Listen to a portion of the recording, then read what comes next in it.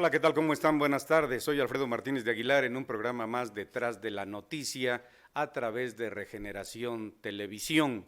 Pluralidad, ante todo. Esta tarde me acompaña, como siempre, Alexandra Martínez de Aguilar y tenemos el gusto de platicar con el secretario de Salud, con el director de los servicios de salud de Oaxaca, el maestro Donato Casas Escamilla, a quien damos la más cordial bienvenida. Gracias, don Alfredo. Muy buenas tardes y muy buenas tardes también, Alexandra. Con el gusto de estar acá en tu programa. Bien, hay muchos malos entendidos, confusión, ignorancia y, me atrevo a decirlo, hasta mala fe respecto del manejo de la información desde la ciudadanía, desde la comunidad acerca de la pandemia del COVID-19, secretario. Por eso es importante plantear las cosas tal como son. Quien no se cuide corre un alto riesgo de contagiarse y de morir. Es una verdad irrefutable. Y lo estamos viendo en el conteo diario, cómo se han disparado el número de contagios, cómo han crecido las muertes. Por favor, coméntenos al respecto. Claro que sí, don Alfredo. La verdad es que primero es un gusto estar contigo, estar con tu auditorio. Y la verdad es que es muy importante lo que dices. En días pasados, el señor gobernador, el maestro Alejandro Murat Hinojosa, hizo un llamado a la ciudadanía precisamente para hacer un gran esfuerzo del aislamiento social entre los días 5 al 15 de junio. Ese aislamiento, bueno, fueron casi alrededor de 12 días, un poquito más de 12 días. Se terminó hoy nuevamente el estado, el semáforo que corresponde al estado de Oaxaca es semáforo rojo. Y ese semáforo rojo, ¿qué quiere decir? Que todavía tenemos que estar en aislamiento, todavía tenemos que estar en nuestra casa, pero sobre todo nosotros somos los responsables. Y precisamente el fin de semana, uno de los mensajes que hizo también el señor gobernador, pues de alguna manera dio 3 puntos exactos precisamente para que la ciudadanía sepa en qué estamos. El primero, por supuesto, fue el que estamos en semáforo rojo. Posiblemente nosotros va a depender mucho esta semaforización, que en rojo pasemos a naranja por parte de la ciudadanía, que estemos todavía en aislamiento social hasta el primero de julio, ¿no? Entonces es la primera situación. La segunda es que tenemos nosotros, como tú sabes, también somos una sociedad que también tenemos que salir a trabajar. Hay gente que tiene la necesidad de salir y por supuesto, pero tiene que salir con las medidas de prevención. Como lo hemos venido repitiendo durante todo este largo trayecto, estos tres meses que hemos estado con la pandemia, de que si tienes que salir, tiene que ser uso obligatorio del cubrebocas. Tiene que tener la sana distancia de 1.5 metros, lavarse las manos continuamente, tener desinfectante, limpiar los lugares donde de alguna manera estás en los lugares de oficina. Entonces, todas esas medidas hacen que se mitigue precisamente la curva epidemiológica. Hoy en este momento, por supuesto, hemos estado casi al tope de la curva epidemiológica, pero se ha mantenido. Entonces, esto es la cuestión que se tiene que mantener precisamente. No ha bajado. Lo importante es que se mantenga en este momento para que nosotros empecemos a bajar a partir de la segunda semana de julio. Entonces, ¿esto qué quiere decir? Que nosotros tenemos, como es nuestra responsabilidad nosotros cuidarnos, y como tú bien lo dices también, en esta parte, si no nos cuidamos, nosotros nos podemos enfermar, por supuesto, es una pandemia, pero también es importante decirte que también nos podemos morir. Entonces, es esta la responsabilidad que dijo el maestro Alejandro Murat, el gobernador del estado, precisamente que nosotros nos cuidemos. Otra realidad muy preocupante es el hecho que al dispararse el incremento de contagiados, muchos de ellos en situación grave, están saturando o sobresaturando los hospitales COVID. ¿Hay riesgo de colapso si la ciudadanía no entiende que tiene que hacerse responsable del cuidado de su salud, de la salud de su familia y de la salud de los demás? Sí, por supuesto que hay riesgo, por supuesto, como tú bien lo has dicho, don Alfredo, es importante que entendamos nosotros como sociedad que tenemos que cuidarnos nosotros. Pero además, nada más nosotros no cuidarnos a nosotros, sino también cuidar a nuestros seres queridos. Es muy importante y ahí entramos en otro tema que son los grupos vulnerables, como son las personas mayores de 65 años, que desafortunadamente son las personas que más les ha pegado la parte de esta pandemia, las mujeres embarazadas, los niños menores de 5 años. Entonces, nosotros tenemos la obligación también de cuidar a las personas mayores. Entonces, por supuesto, ¿qué es lo que pasa en este momento? La situación es que nosotros tenemos medidas de prevención, que es lo único que está en este momento que se puede mantener la curva, y empezar a bajar la curva, que son las medidas. En este momento no hay un tratamiento, no hay una vacuna que podamos decir, no, ya con esto podemos bajar, no hay en este momento. Lo único que hay en este momento son las medidas de prevención y precisamente son para eso, para lo que me acabas de decir, don Alfredo. ¿Por qué? Porque con esas medidas lo que hacemos es que no colapsemos los servicios de salud, que no nos enfermemos en un primer momento o no nos enfermemos todos juntos masivamente para que los servicios de salud en este momento del estado de Oaxaca no se colapsen. Porque si nosotros nos enfermamos masivamente, no hay ningún sistema de salud, ni estatal, ni federal, ni por supuesto mundial, que aguante esta parte. Por eso es una pandemia, ¿no? Entonces, ¿qué tenemos que hacer? Primero, cuidarnos, seguir nuevamente con las medidas de prevención. Es importante comentarte que los servicios de salud en el estado de Oaxaca, ahorita tenemos 25 hospitales COVID, con alrededor de casi 250 camas, ya con ventilador, que son casi 133 con ventilador, y el resto es de observación, pero que también están ya que se pueden utilizar. Esto es en todo el estado, pero también te quiero comentar, es todos los servicios de salud. ¿Quién entra en los servicios de salud? Precisamente entre el IMSS, entre el ISSSTE, entra Sedena, entra Secretaría de Marina y por supuesto Secretaría los servicios de salud de Oaxaca. Todo el sector. Todo el sector. Así es. Secretario, por favor, ¿nos puede informar cuál es la situación actual del COVID en nuestra entidad?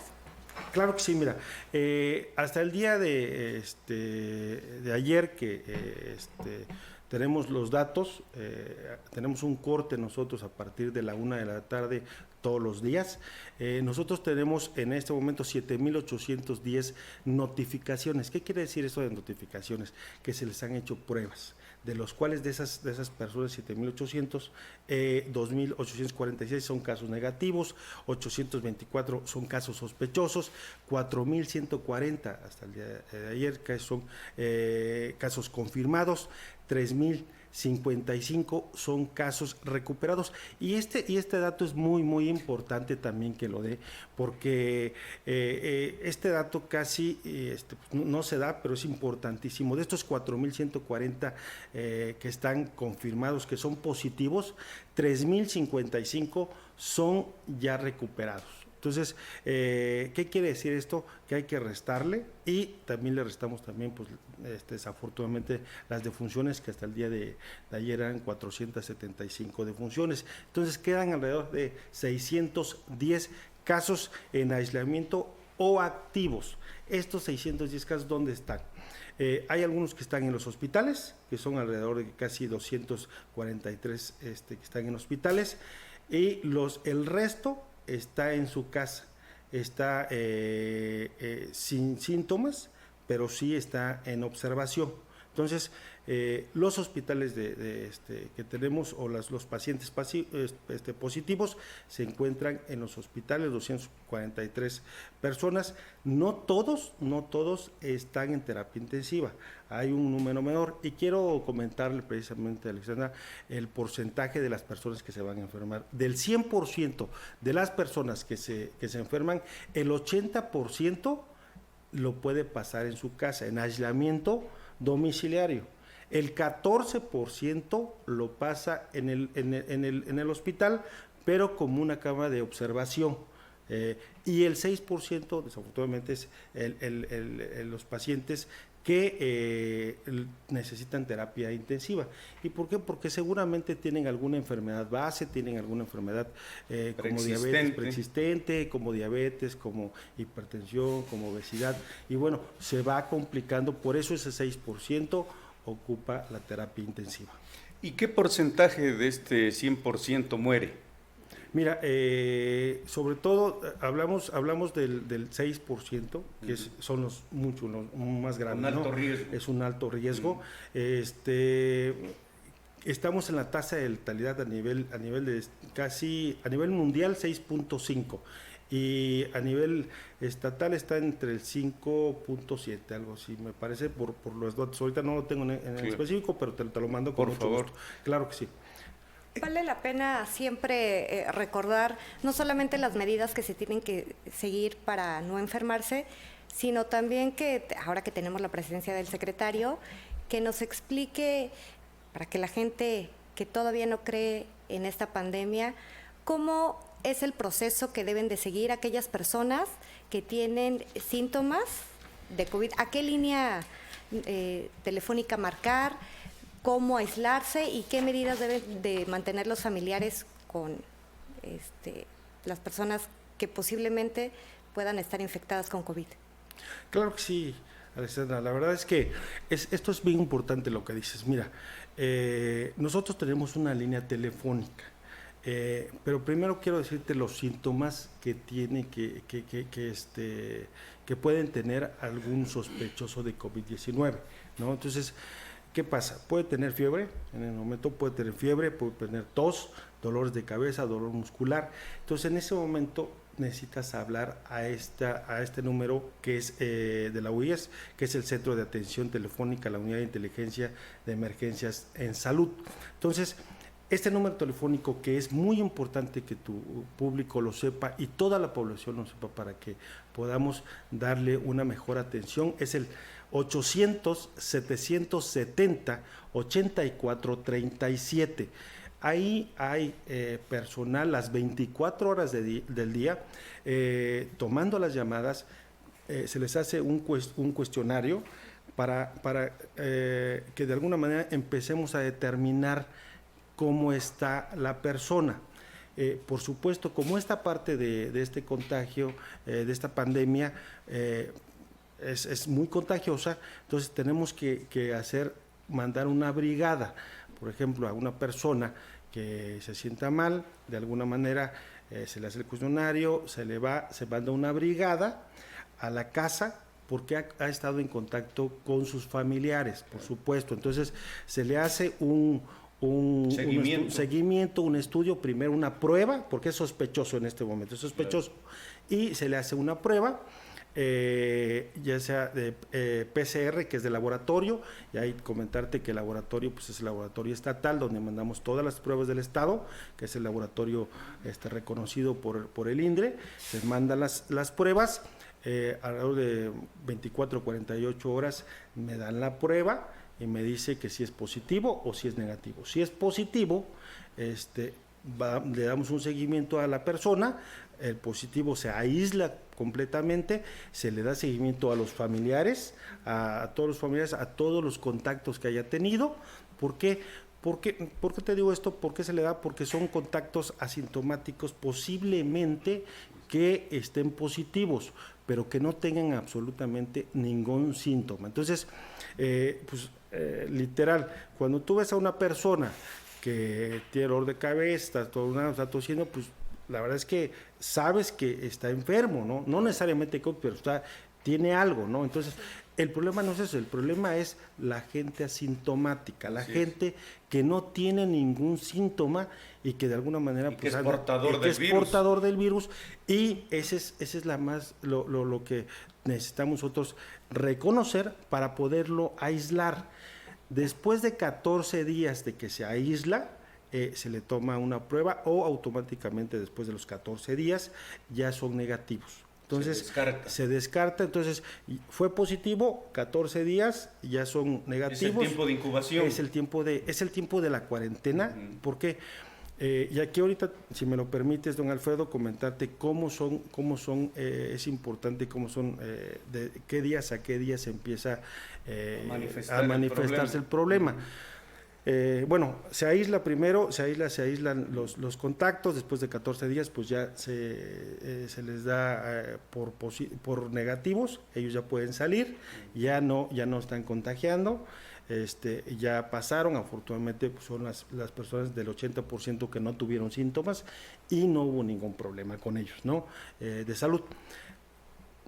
Hay 14 días importantes, como te lo decía. Claro. Entonces, el primer día, si te toman la muestra el primer día, no sale que eres positivo. Claro. Sale hasta los 4 días siguientes, porque es los 4 días de incubación y empiezan el 5.º día a tener los síntomas que les acabo de mencionar, como fiebre, tos, dolor de cabeza, dolor muscular, es cuando empieza. A partir del 5.º día.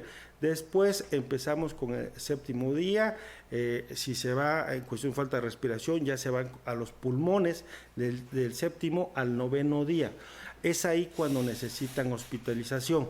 Si no llegaran a tener ese síntoma de falta de oxígeno, de aire, pues se quedan en su casa, si no se les manda directamente a un hospital, ¿no? Y después ya nada más son el resto de los días es que se mantengan en su casa o en el hospital con observación y ya pueden salir de Alfredo. Entonces, ese es el ciclo del virus. Para no ser alarmista, no quiero decirlo yo, secretario, y es vital, es un asunto de vida o muerte, sin alarmar, pero sí informando de manera realista, dar a conocer el proceso terrible, gravísimo en la última etapa, en la fase terminal del problema, totalmente aislado, solo, abandonado por la familia, porque por prevención no pueden verte más que a la distancia. No creo que nadie en su sano juicio quiera morir así, como se dice en términos coloquiales, sin ofender a nadie, abandonado como perro, ¿no? Que me disculpen por utilizar esta frase fuerte. Es así de dramático este proceso terminal. Sí, mira, ahí es muy importante, hay cosas muy importantes que comentarte en la cuestión de hospitalización. Cuando una persona ya llega a un hospital, que es lo que esto está pasando, ya llega con síntomas en cuestión de que no puede respirar. Se le da una cama, por supuesto, pero no es que los familiares lo dejen. Ahí no pueden entrar los familiares. ¿Por qué? Porque es muy contagioso. Entonces, ¿qué estamos haciendo en esa situación? Y quiero aclararlo también porque es importante que los familiares sepan. ¿Por qué? Porque por dos cosas quiero decir que es importante lo que estamos haciendo en los hospitales en cuestión cuando la gente o el paciente entra directamente a los hospitales y ya no puede ver a su familia, ¿no? La primera es porque por eso les da miedo ir a los hospitales y dicen, no, pues es que ya no voy porque ya no voy a ver a mi familia y se muere, pues ya no supe qué pasó. No, lo que estamos haciendo nosotros en la parte de los hospitales y estamos llevando a cabo son videoconferencias con gente que está ahí por medio de un teléfono, por medio de una tablet, donde se están comunicando con su familia. Por supuesto, se le está dando la información a la familia a través de un teléfono, a través de una red telefónica. Dentro de los hospitales hay el servicio social que está muy atento con los familiares qué está pasando con el paciente que está dentro, porque sí, a partir de que entra ya no puede verlo y precisamente es un área COVID, es un área donde solamente entran los médicos y doctores con protección especial. O sea, no puede entrar porque si tú entras, por supuesto, te contagias y pues ya, ya hacemos lo contrario. Entonces, es importante comentarle eso, ¿no? Entonces, sí se le da, al término seguramente del paciente que por alguna razón se complique con alguna enfermedad que trae base como diabetes, como derecho o hipertensión, pues por supuesto, el hecho que tú te falte el aire, pues es una de las cuestiones más complicadas, ¿no? Claro. Entonces, y por supuesto también para los familiares, porque al final cuando lo llevan al hospital, el enfermo, el paciente, pues pide, necesita aire que lo tiendan rápidamente, ¿no? Claro. Entonces, es algo muy fuerte, ¿no? Entonces, lo que hacemos ahí nosotros es ya meterlo primero a un área de observación, de valoración, donde están los médicos especialistas para saber exactamente cuál es su estado, y de ahí en un área de valoración, que es el área de triage, se manda a los diferentes hospitales. Aquí te puedo decir, en el estado de Oaxaca, aquí en la ciudad de Oaxaca tenemos varios centros de valoración, y quiero que tu público lo sepa, la ciudad lo sepa, y te los voy a comentar. El primero está en el Hospital Civil, claro. Ahí hay un área de valoración. El segundo está en el hospital de Iscotel, en el hospital de Sedena, la clínica, por supuesto lo tiene el IMSS y por supuesto lo tiene el ISSSTE en los diferentes hospitales de la ciudad de Oaxaca. Hay otro centro de valoración en el hospital de especialidades, y el último, hay uno en el Urbano 1 que está sobre la calle de Mina, que es la Mina y Díaz Ordaz. Mina y Díaz Ordaz, exactamente, ahí tenemos un área de valoración. Y el que acabamos de poner la semana pasada precisamente es en el Hospital de la Mujer y Niño Oaxaqueño. Ahí sí quisiera comentarte alguna situación. Ese también es operado por la Sedena, por la Secretaría de la Defensa Nacional, y también hay un área de triage ahí, de valoración, donde lo que hacemos ahí es un hospital de 120 camas. Ahorita tenemos 30 camas de terapia intensiva, el resto de 90 camas tenemos camas de observación, pero además nosotros, ahorita que me hacías la pregunta de si se puede saturar los servicios de salud, bueno, tenemos ese hospital de 90 camas y tenemos otro hospital de 60 camas, que es un hospital móvil, que es de valoración, tiene oxígeno, por supuesto, y que es lo más importante que se le puede dar a los pacientes, ¿no? Entonces, también tenemos esos 60 camas, donde todavía tenemos bastantes camas. Un margen de maniobra. Pero lo más importante, más allá de que tengamos, como usted bien lo dice, don Alfredo, más allá de que tengamos hospitales, camas, nuestra responsabilidad, como lo dijo el señor gobernador, está en nosotros. Nosotros somos los responsables de nuestra salud y los responsables de nuestra gente. Entonces, tenemos que cuidarnos, claro, ¿no? Eso es algo que nos tiene que quedar muy claro, y este mensaje va dirigido a las personas que siguen realizando su vida cotidiana y sobre todo actividades no esenciales. Por eso es que la siguiente pregunta, secretario, va relacionada a las acciones que está realizando la secretaría que usted dirige, aparte de las que acaba de mencionar, como brindarles una tableta a los pacientes con COVID para que puedan comunicarse con sus familiares. Sí, mira, hemos implementado esa parte porque, pues si bien es cierto, es complicado que un paciente se meta al hospital y ya no lo pueda ver un familiar. Además, pues nosotros además somos en la sociedad oaxaqueña somos muy unidos, ¿no? Tenemos un núcleo familiar también, y es importante, llevamos al hermano, llevamos al papá, llevamos a la esposa, pues siempre está, no solamente está el paciente, el familiar del paciente más próximo, ¿no?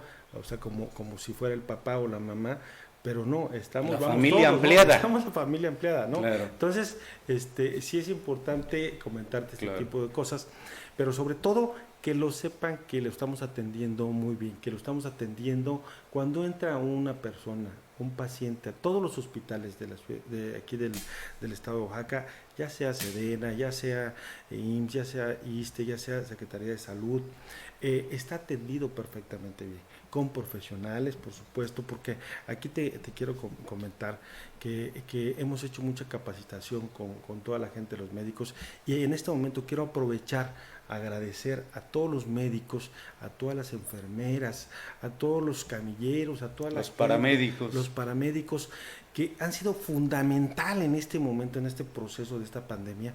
¿Por qué? Porque ellos están en primera línea, ¿no? Entonces, como Secretaría de Salud, como siempre lo he dicho, como siempre lo ha dicho el señor gobernador, la prioridad de la Secretaría de Salud es precisamente cuidar a nuestros doctores, cuidar a nuestras enfermeras, a nuestros especialistas. ¿Por qué? Porque ellos son los que nos van a cuidar a nosotros. Entonces tenemos que cuidarlos con todos los insumos que se necesiten, ¿no? Entonces, agradecer a cada uno de los médicos, enfermeras que están pues al pie del cañón, están enfrente, están en primera línea, están... es complicado, fíjate que ahora con todo este proceso quiero hacerte un comentario, el tener un traje, el tener la careta, el tener el cubrebocas, el tener los guantes, o sea, pesa, y estar arriba de 6 horas en una área donde no puedes salir, no es fácil. Entonces, eso es, hay que reconocer. Un gran sacrificio. Es un gran sacrificio y precisamente hay que reconocer a todo el personal médico. Entonces, pues es la parte que estamos haciendo, que bueno, que estamos haciendo con y segundo, bueno, me decías qué más estábamos haciendo en la parte de salud, como en la Secretaría. Hemos hecho diversas acciones en la unidad de la UIS, que tiene inteligencia en emergencias en salud, alrededor hasta el día de hoy, pues casi van 2.714 casos visitados como brigadas, 1.527 cuestiones ambulatorias, también otras brigadas en todo el estado, donde van directamente a las casas, van directamente con la persona que es sospechosa de COVID para hacerle la prueba, la mandan al laboratorio y ya le dan un seguimiento muy puntual. También en sanidad internacional, como ustedes bien lo saben, nosotros tenemos aeropuertos internacionales aquí en la ciudad, uno en la ciudad de Oaxaca, el otro en Puerto Escondido, donde hemos hecho también una gran labor, ¿no? Toda la gente que esa labor se está haciendo permanente desde que empezó la pandemia. Hemos estado teniendo puestos de alguna manera de personal del servicio de salud, donde a la gente que llega se le toma la temperatura, se les da gel, se le hace un cuestionario si se han sentido mal o no, y dependiendo del cuestionario que cómo salga, que ya es muy específico, se le toma una muestra, ¿no? Y además se le da un seguimiento, sobre todo viajes internacionales. Entonces se le da un seguimiento muy puntual. ¿Por qué? Porque pues, al final hoy ya, como ya sabemos, también ya es cuestión comunitaria, pero se les da un seguimiento a las personas que se encuentran mal o que lleguen a los aeropuertos y más o menos se han realizado más o menos como 32.583 personas o viajeros que se les ha dado toda esa atención aquí en los diferentes aeropuertos del estado de Oaxaca. También en los centros de atención que tenemos, como es la UIS también y algunos otros centros de atención que tenemos también vía telefónica, han sido más alrededor de 5,000 llamadas en promociones a la salud. Pues esto es importantísimo porque a partir que nosotros empezamos a dar en esta pandemia todos los números a la población diariamente a las 8 de la noche a la televisión para que ellos sepan, también hemos hecho dónde están los casos positivos, claro. Que son los diferentes municipios del estado de Oaxaca, ¿no? Entonces, en esos municipios del estado de Oaxaca, cuando hay un caso positivo, nuestras jurisdicciones, como ustedes lo saben, la Secretaría de Salud tiene 6 jurisdicciones. A través de esas jurisdicciones, cada una de las jurisdicciones se marca, se habla con los diferentes presidentes municipales para comentarle y decirle, bueno, tienes un caso en tu municipio, Cuidado. ¿qué hay que hacer? ¿No? Vamos a sanitizar la población, vamos a dar información con el presidente, vamos a darle capacitación, cómo se debe hacer. Entonces, también se juega un papel muy importante los presidentes municipales aquí en el estado de Oaxaca. Hemos estado también haciendo conferencias o videoconferencias con diferentes presidentes municipales, pero también con las diferentes secretarías del estado, como es la Secretaría General de Gobierno, como es Secretaría de Economía, en cuestión también que hemos estado metiendo con el mercado de abastos, y bueno, una serie de acciones que hemos estado haciendo, sobre todo concientizando a los presidentes para que pongan también de su parte, su apoyo, qué es lo que tiene que hacer, que la gente primero esté tranquila, pero por supuesto esté prevenida ante esta situación, dónde está, qué puede hacer. Entonces, se han hecho esas videoconferencias y bueno, acá te puedo decir muchas de las acciones que se han hecho, tanto con la Secretaría General de Gobierno, como la parte de la Secretaría de Salud, como Seguridad Pública, como SEDAPA, que es, como tú bien sabes, nosotros aquí en los municipios, un día a la semana, algunos municipios hacen baratillos, ¿no? Entonces esos baratillos pues va alrededor de 1,500 gentes, y fíjate que hemos tenido muy buena respuesta a través de los presidentes municipales, donde hemos estado en videoconferencias, se les ha explicado cómo está la situación de la epidemia, cuál pudiera ser la situación si hacen los baratillos, y ellos han aceptado precisamente para poder ya no realizar los baratillos, suspender momentáneamente esos baratillos, y eso nos ha permitido a nosotros que los servicios de salud no se colapsen. Claro. A mí me llama mucho la atención la mala fe de algunos grupos, de algunas personas que insisten neciamente, secretario, en afirmar que el virus no existe, cuando es una realidad mundial.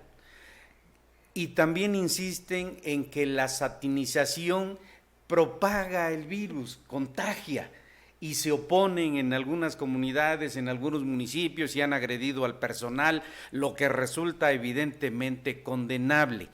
Independientemente de la participación activa y permanente de los presidentes municipales, secretario, sería de gran ayuda pedir a los ministros de las iglesias, todas, que apelando a la fe de sus feligreses y en nombre de Dios, como lo maneja su filosofía, pues entiendan que es una realidad el problema y que se pueden contagiar, y lo peor, que se pueden morir, pero además desde el punto de vista espiritual, en esa tesitura de las iglesias, recordarles que una de las primeras obligaciones que el Dios en el que crean les impone: cuidar su salud, cuidar su vida y cuidar la vida de sus prójimos, secretario.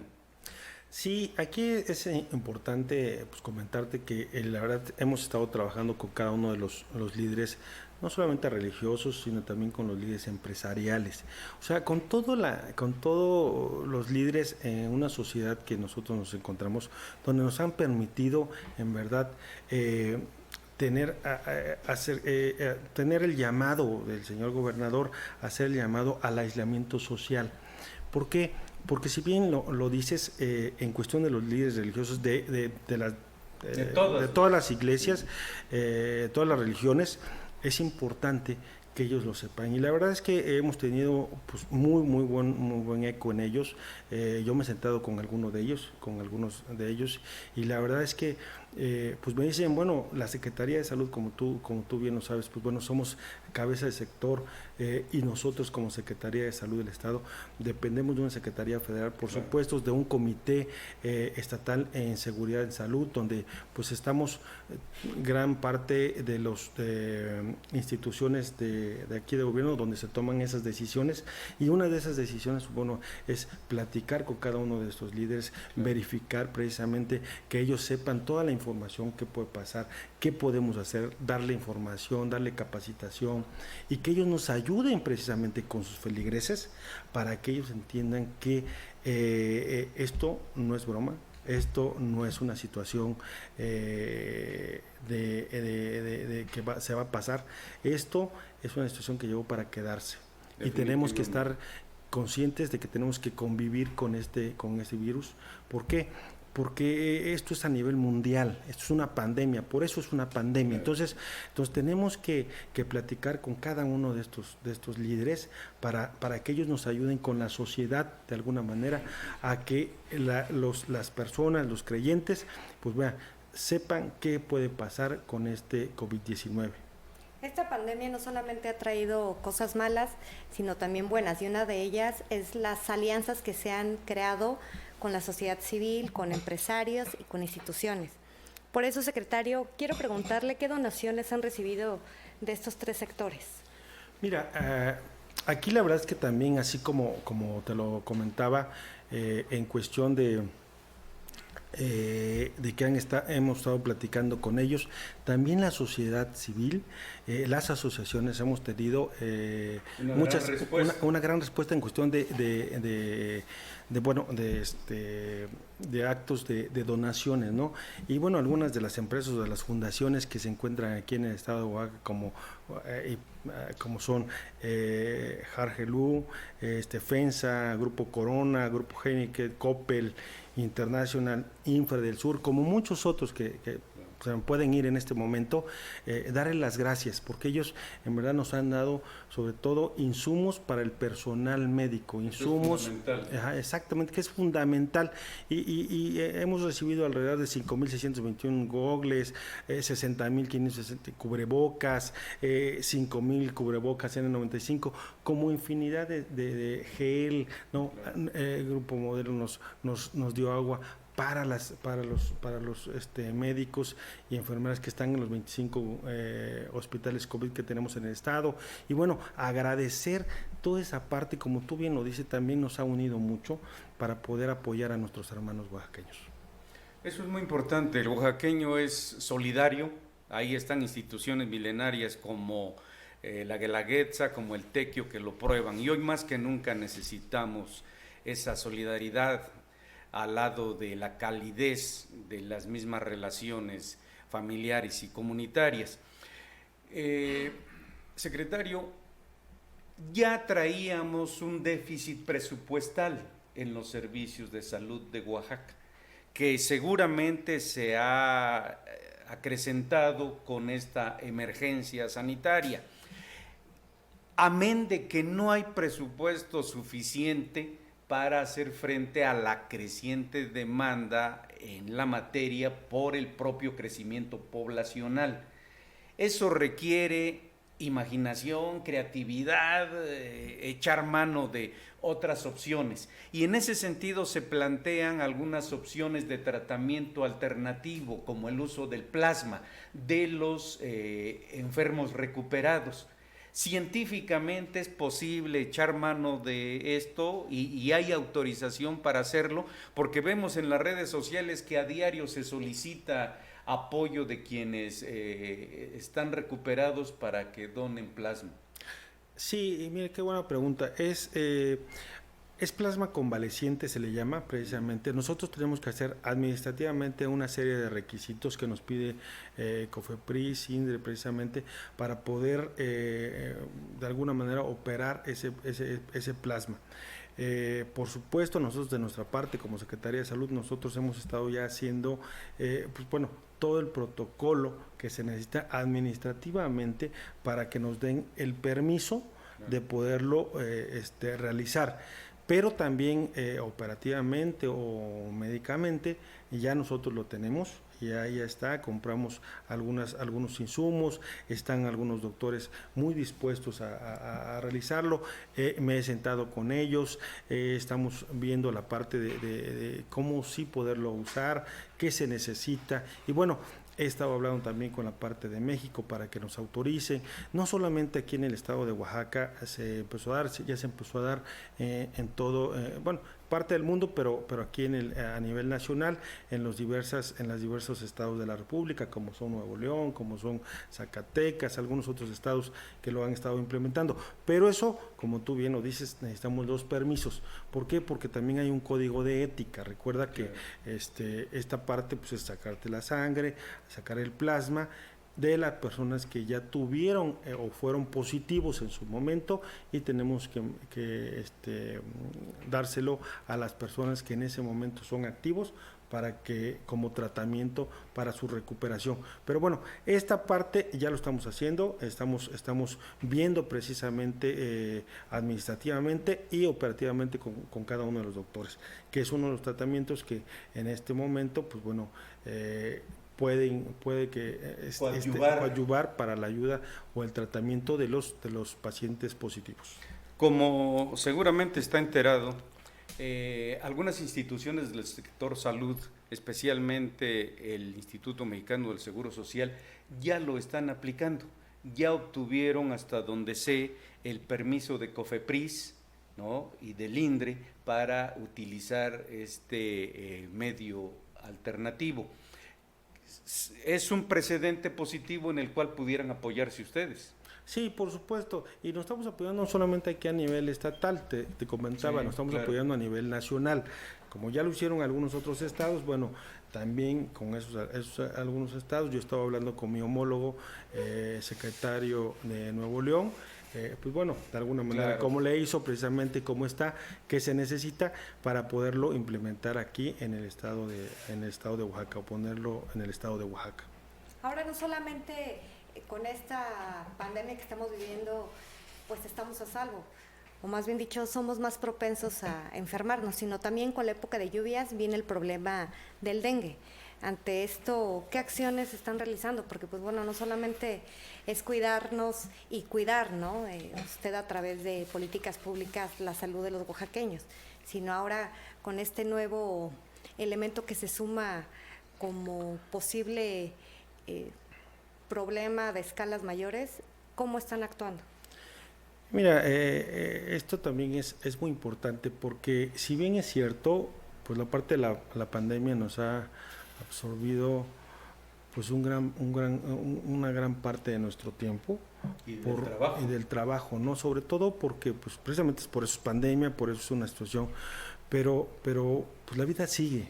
O sea, siguen las embarazadas, siguen los accidentes, o sea, sigue una serie de cuestionamientos que los servicios de salud, por supuesto, ya tenemos un plan de trabajo que lo hacemos cada año, un plan operativo, pero las enfermedades siguen, ¿no? Entonces, no solamente en la cuestión del dengue, ¿no? Te hablaba ahorita de embarazadas, tenemos que estar viendo la muerte materna y los diferentes programas que año con año nosotros los llevamos, ¿no? Y precisamente ahorita que me preguntaste del dengue, es importante comentarte que el año pasado, pues lo pudimos yo lo digo, encapsular el dengue en el estado de Oaxaca, porque uno de los estados más complicados de la República Mexicana pues era Veracruz, era Chiapas y era Guerrero. Entonces eran los que más tenían, y nosotros teníamos, por supuesto sí teníamos, pero no tenía a esas cantidades que llegamos. Entonces hicimos un trabajo, y eso se lo agradezco a todo el equipo de trabajo de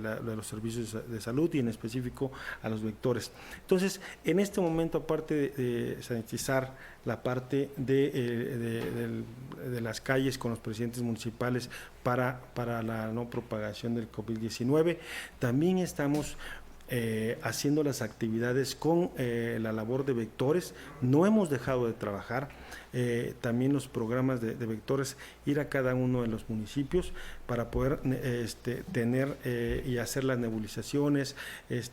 Ahorita no estamos entrando a las casas por obvias razones, pero sí es importante que sepa la población que en las noches, en las tardes noches, pasa el carro nebulizando en todas las cuadras, en todo el municipio, y es importante que la población sepa que pueda abrir sus ventanas, que pueda abrir sus puertas para que ese insecticida pueda penetrar y pueda matar al zancudo adulto. ¿Por qué te digo zancudo adulto? Porque hay dos fases. No, la primera fase es el mosco o larva, que ahí la responsabilidad nuevamente cae con nosotros como ciudadanía, ¿no? Como personal, como ciudadano, donde tenemos que descacharrizar cada uno de nosotros, de los botes que tenemos de repente en nuestros patios, tenemos que limpiar nuestros patios, y eso hace que precisamente la larva muera o ya no crezca, ¿no? Entonces tenemos que lavar, tapar los botes y tirar los botes que ya no nos sirvan, ¿no? Que no se vuelvan una recolección de larvas y que por el agua estancada. Por el agua estancada, porque ya empiezan las lluvias o ya está lloviendo, Así ¿no? es. Entonces, esa es la primera fase, y eso es lo más importante. Como nosotros, pues es la prevención, Así como es. en todo, ¿no? Como en toda la parte, es la prevención es lo más importante, y en esta parte del dengue también es lo más importante la prevención, y está en nosotros tener nuestros patios limpios, nuestras casas limpias, y no tener esa parte de tener ahí las larvas que después puedan crecer. Es uno, y dos, como te decía, pues bueno, ya nos toca a nosotros como Secretaría de Salud nebulizar todas las calles, ir hoy, pues yo creo que más adelante, a partir del primero, vamos a empezar a tocar algunas puertas. Como ustedes lo saben, pues ya conocen a las personas de vectores, van muy bien identificados, traje uniforme caqui, casco color amarillo, llevan sus motomochilas, donde les permiten para poder nebulizar adentro o rociar adentro de las viviendas, y que de esta manera pues podamos matar al zancudo adulto, que es cuestión del dengue, ¿no? Entonces, pues se han hecho, hay ahorita en este momento, en la semana número 24, tenemos alrededor de 1.171 casos probables de dengue, son 49 confirmados hasta esta semana número 24. A nivel nacional estamos en el lugar número 19, y desafortunadamente sí quiero comentarles que ya han habido 2 defunciones. Dos defunciones por dengue. Entonces, también tenemos que cuidarnos. Y esto es importante y es responsabilidad de nosotros tener nuestras casas limpias, nuestros patios limpios, ¿no? Entonces, de estos 49 casos que ya están confirmados, 26 son del IMSS, 19 son de los servicios de salud, 3 del ISSSTE y 1 es de otra institución. Entonces, es importante que lo sepa la ciudadanía, que no solamente ya también viene el dengue, viene la influenza también por el cambio de clima, y bueno, tenemos nosotros como Secretaría de Salud seguir trabajando, y lo hacemos con mucho gusto para la ciudadanía. Secretario, es innegable que la vida continúa y que el virus del COVID llegó para quedarse, y que tenemos que aprender a coexistir, a cohabitar, a convivir con él. Pero también en medio de la adversidad, con optimismo realista, tenemos que comentarle a nuestros televidentes que hay ventajas positivas de la pandemia. El hacernos responsables de nuestra propia salud y de nuestra propia vida con medidas simples y sencillas. El uso obligado del cubrebocas, el lavarse frecuentemente las manos, el mantener el aislamiento, el mantener la distancia social. Pero algo muy importante, el mundo cambió, nos guste o no nos guste, y nosotros tenemos que cambiar. Y en ese sentido tenemos que cuidar la salud integral, empezando por el aspecto físico. Necesitamos hacer deporte, necesitamos dejar de comer comida chatarra, necesitamos cuidar la salud arterial para evitar hipertensión. Secretario, le agradecemos en todo lo que vale la generosidad de su tiempo para poder informar directa y personalmente, en medio todavía de este foco rojo, a nuestros televidentes a través de Regeneración Televisión, agradeciendo a nuestro director general, Raúl Castellanos Hernández, este tiempo. Secretario, como lo dijo bien Alfredo, le agradecemos el tiempo que nos ha brindado y le pedimos nuevamente que nos dé el número telefónico al que puede marcar la ciudadanía en caso de sospecha de COVID y también que le dirija un mensaje a todas aquellas personas que aún siguen sin creer en esto. Sí, gracias. Antes que nada, gracias por la entrevista. Mira, es muy importante que la ciudadanía sepa exactamente lo que está haciendo la Secretaría de Salud, en qué podemos ayudarla, pero como bien lo dices, el mensaje sería, nosotros somos responsables de la salud. Eso es importantísimo. No hay sistema de salud que aguante, que pudiera tener si nosotros no somos responsables de nuestra salud y que de alguna manera no colapsar los servicios de salud. Entonces, esto es muy importante, esta enfermedad, este virus es un virus que desafortunadamente sí existe, sí lo estamos viendo pues casi con nuestros amigos, con nuestra gente.